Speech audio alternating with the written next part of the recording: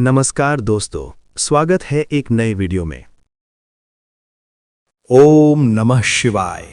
दोस्तों, जब भी हम महादेव के मंदिर जाते हैं, हमारी थाली में फूल, अक्षत और जल के साथ एक और चीज अनिवार्य रूप से होती है, वो है बेलपत्र। क्या आपने कभी सोचा है कि दुनिया भर की वनस्पतियों में से केवल बेलपत्र ही भोलेनाथ को इतना प्रिय क्यों है? क्यों एक साधारण सा दिखने वाला 3 पत्तियों वाला पत्ता महादेव की पूजा का आधार बन गया? क्या इसके पीछे सिर्फ धार्मिक आस्था है, या हमारे पूर्वज इसके जरिए हमें किसी गहरे विज्ञान की ओर संकेत कर रहे थे? आज के इस विशेष वीडियो में हम बेलपत्र के उन रहस्यों की परतें खोलेंगे जो शायद ही आपने पहले कभी सुनी हो। हम जानेंगे पौराणिक कथाएं, औषधीय गुण और वो कारण जिसके लिए वैज्ञानिक भी आज हैरान हैं। सबसे प्रचलित कथा समुद्र मंथन से जुड़ी है। जब देवताओं और असुरों ने अमृत के लिए समुद्र को मथा, तो सबसे पहले निकला भयंकर हलाहल विष। इस विष की ज्वाला इतनी तीव्र थी कि पूरी सृष्टि जलने लगी। तब महादेव ने ब्रह्मांड की रक्षा के लिए उस विष को अपने कंठ में धारण कर लिया। लेकिन विष के प्रभाव से महादेव का शरीर अत्यधिक तपने लगा। उनका कंठ नीला पड़ गया, जिससे वे नीलकंठ कहलाए। शास्त्रों के अनुसार उस समय विष की उस दाह यानी जलन को कम करने के लिए देवताओं ने भगवान शिव को बेलपत्र खिलाया और उनके मस्तक पर जल अर्पित किया। बेलपत्र की तासीर अत्यंत शीतल होती है, जिसने महादेव की तपन को शांत किया। तभी से महादेव को बेलपत्र चढ़ाने की परंपरा शुरू हुई। बेलपत्र हमेशा 3 पत्तियों के समूह में ही चढ़ाया जाता है।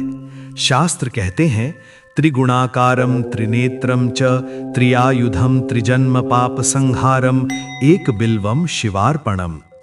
इसका अर्थ बहुत गहरा है। ये 3 पत्तियां कई महत्वपूर्ण त्रिकोणों को दर्शाती हैं। सत्व, रजस और तमस, ये मनुष्य के 3 स्वभाव हैं।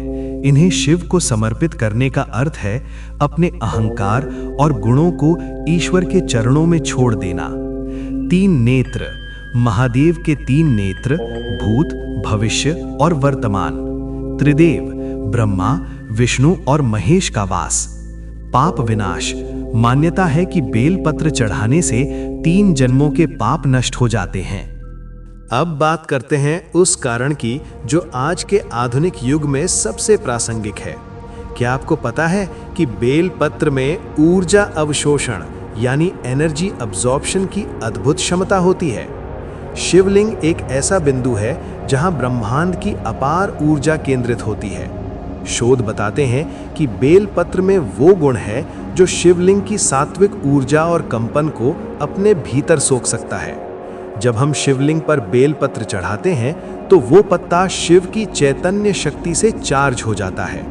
पुराने समय में ऋषि मुनि इसी कारण से चढ़ाया हुआ बेलपत्र वापस लाकर अपने पास रखते थे या उसे प्रसाद के रूप में ग्रहण करते थे, ताकि वो दिव्य ऊर्जा उनके शरीर में प्रवेश कर सके।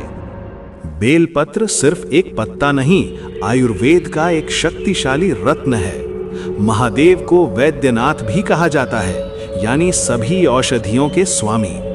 बेलपत्र के औषधीय गुणों के कारण ही इसे पूजनीय बनाया गया। ये मधुमेह यानी डायबिटीज को नियंत्रित करने में सहायक है। इसमें एंटीबैक्टीरियल और एंटी फंगल गुण होते हैं। हृदय रोगों के लिए इसे रामबाण माना जाता है। महादेव को बेलपत्र चढ़ाना हमें प्रकृति के इन अनमोल उपहारों के प्रति कृतज्ञ होना सिखाता है। शिव पूजा का पूर्ण फल तभी मिलता है जब नियम सही हो। बेलपत्र कभी भी खंडित यानी कटा फटा नहीं होना चाहिए।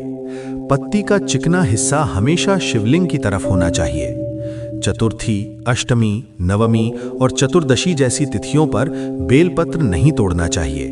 आप पुराने चढ़े हुए बेलपत्र को धोकर पुनः चढ़ा सकते हैं, क्योंकि बेलपत्र कभी बासी नहीं होता। तो दोस्तों, बेलपत्र चढ़ाना मात्र एक कर्मकांड नहीं है, बल्कि ये ईश्वर के प्रति समर्पण, विज्ञान और आयुर्वेद का एक अद्भुत संगम है। अगली बार जब आप महादेव को बेलपत्र अर्पित करें तो याद रखिएगा कि आप अपनी श्रद्धा के साथ साथ ब्रह्मांडीय ऊर्जा से भी जुड़ रहे हैं। अगर आपको ये जानकारी अच्छी लगी हो तो इस वीडियो को लाइक करें और कमेंट में हर हर महादेव जरूर लिखें। ऐसी ही और आध्यात्मिक और वैज्ञानिक जानकारियों के लिए हमारे चैनल को सब्सक्राइब करें। महादेव भोलेनाथ आपकी सभी मनोकामना पूरी करें। जय सनातन।